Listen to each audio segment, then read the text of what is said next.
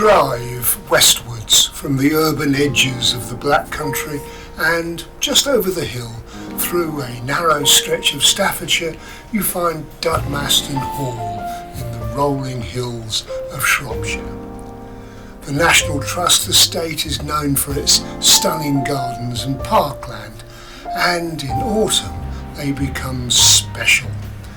The leaves on the trees turn shades of red, orange and gold, and the design and planting come to their year-end splendour.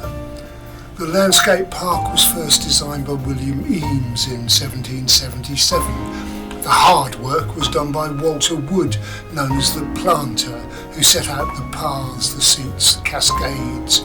And then in the early 19th century, John Smallman made alterations, and in the early to mid-20th century, Geoffrey Woolwich Whitmore developed the gardens a bit further. And since 1966, Lady Labouchere has continued to develop the gardens, adding a variety and richness to the plantings. And it's fascinating to see how the gardens have evolved over time with contributions from different people. And the lake at Dudmaston is often referred to as the Big Pool, and in many ways dominates the landscape.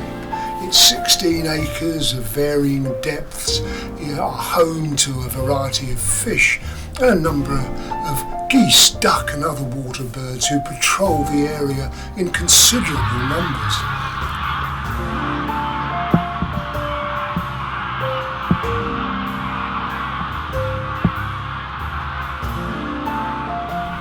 This serene environment and picturesque setting make it a lovely spot for a relaxing afternoon by the water.